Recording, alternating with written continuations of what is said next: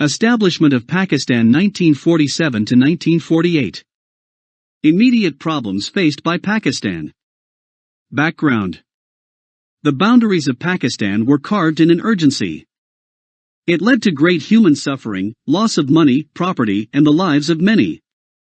An independent homeland was established for Muslims, but at great cost, and there were some extreme immediate problems faced by the country in its initial year. Many problems arose because of the injustice of the Radcliffe Award. Gurdaspur and Ferozepur were Muslim-majority areas, yet they were awarded to India. This led to the refugee problem, Kashmir dispute, Indus water dispute, geographical problems. Pakistan came into existence, but it was geographically divided into two wings. Both the wings were separated by 1,000 miles, these 1,000 miles belonged to India. Both wings had only one thing that connected them, Islam. The East Pakistan comprised of Bengal and Sylhet that voted to join Pakistan in a referendum. West Pakistan comprises of West Punjab, NWFP, Sindh, and Baluchistan. The many princely states also joined Pakistan willingly, including Bahawalpur, Swat, Dir, Chitral, Hunza, Gilgit, and Ambulance. Economic problems. Before partition, the money India had was equal to 4,000 million rupees. In December 1947, with the agreement of both countries, it was decided that Pakistan will get 750 million rupees. However, Pakistan only got 200 million and the remaining 550 million were withheld on the plea. They feared that if all the funds were given to Pakistan, the country will initiate a war for Kashmir with this money. But Gandhi pressurized the Indian government and 500 million rupees were releases and 50 million rupees were retained to settle some unknown claim against the country. Since divided India was bigger than Pakistan, it got its lion's share in everything. The economic assets Pakistan received were as follows. 10% of industrial enterprises. 6.5% of industrial workers. 5% of electrical capacity. 10% of mineral deposits. Social problems. Pakistan comprised of 5 different regions, population groupings: Bengalis, Pashtuns, Punjabis, Sindhis, and Balochis. These groups of people had different languages, cultures, traditions, and lifestyles. In 1947, the Balochis and Bengalis became uncertain about becoming a part of Pakistan, where the official language will be Urdu, a language that was unknown to them. Some historians also stated these 5 groupings as 5 different nations. Princely states accession. Before partition, there were around 560 princely states. Lord Mountbatten gave these states the right to join either Pakistan or India. Many states based on their location and religion accepted reality, and made a straight-away choice. However, there were 4 states: Kashmir, Hyderabad, Jodhpur, and Junagadh that wanted to become fully autonomous, and didn't want to join either of the countries. Hyderabad. It was the largest princely state and the richest. Its population comprised of around 86% of non-Muslims, but the ruler, Nizam, was a Muslim. Lord Mountbatten and the Indian government pressurized Nizam to join India. Nizam also filed a complaint in the UN, but even before the hearing, Indian troops entered Hyderabad and captured it. Junagadh. Junagadh was not situated anywhere within the Pakistani territory. It had 80% Hindu population under the rule of a Muslim ruler, Nawab. Nawab wanted to concede with Pakistan, but the Indian government protested. Troops were sent and Junagadh was captured by India. Jodhpur. Most of the population were Hindu there, but the ruler of Jodhpur was a Muslim. He wanted to concede with Pakistan, but Mountbatten forced him to join India. Kashmir. Kashmir had great strategic importance as its boundaries touch with Tibet, China, Russia, and Afghanistan. It had 78% Muslim population, but the ruler was a Hindu, and did not want to join any country. Mountbatten asked him to drop this practice and come to a decision before August 15, 1947. He requested for more time to decide and asked to sign a standstill agreement. India refused to sign, but Pakistan consented.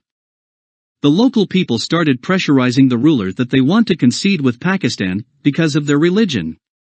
The people started a protest against his indecisiveness. The ruler of Kashmir got scared and asked his troops to open fire on the protesters. Hundreds of local people died.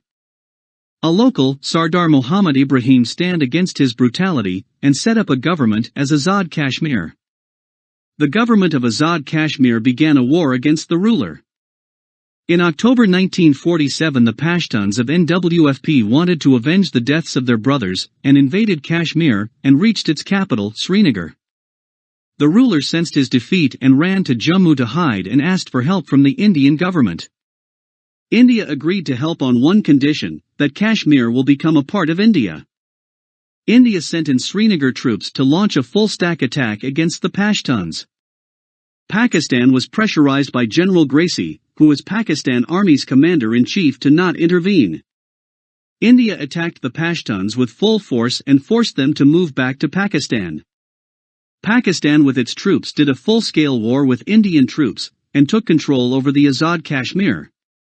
The Security Council asked for an immediate ceasefire and removal of both countries' troops. United Nations took on the responsibility to resolve the Kashmir dispute by voting, and the resolution of the ceasefire implemented in Kashmir in 1949. The ceasefire is active till now, but no voting has been done yet by the UN. Division of military and government assets. It had been decided that all the assets will be divided between the two countries in ratio 17:5. Reflecting this predetermined ratio, the armed forces and military assets were divided as such that 36% given to Pakistan and 64% given to India. The soldiers were given the liberty to decide whichever country they wished to join. Predictably, Muslim soldiers came to Pakistan, and non-Muslims chose India to serve with their lives. As a result, Pakistan's armed forces accumulated 150,000 men with 2,500 trained Muslim officers only. Muslim was short of 4,000 officers, and to close the gap, Jinnah hired 500 British officers. All 16 artillery factories were in India's territory, and they were reluctant to hand over any. Eventually, India agreed to hand over the cash dividend of 60 million rupees to Pakistan in place of the factories. The artillery that India handed over to Pakistan was either worn out or obsolete. India had officials and members of Congress with experience to take over the government, but in Pakistan, the members of the Constituent Assembly had little to no experience. They were nothing more than landlords with money. The canal water dispute. The Radcliffe Award awarded Ferozepur to India. It cut through River Sutlej and Ravi, making Pakistan the lower beneficiary and India the upper beneficiary.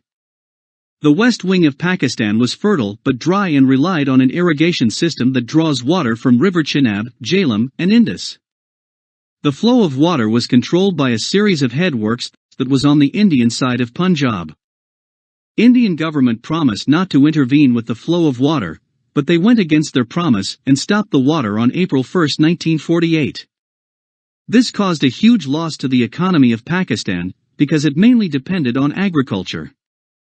Initially, Pakistan paid a huge sum of money to buy water from India. Late the government brought the case to the International Court of Justice. At first, India was reluctant to give water to Pakistan, but on May 1, 1948, a temporary agreement was reached. For example, Pakistan can have the water through the irrigation system only if they try to find their alternative way of water supplies. The refugees problem. It all started with the Radcliffe Award's announcement of the boundaries of Punjab and Bengal. The Sikhs community was enraged as they lost Guru Nanak's birthplace. The Sikhs along with Hindus were organized, armed and prepared a massacre of Muslim refugees. The princely states with Muslims as a minority saw many attacks on Muslims with the support of the Indian troops.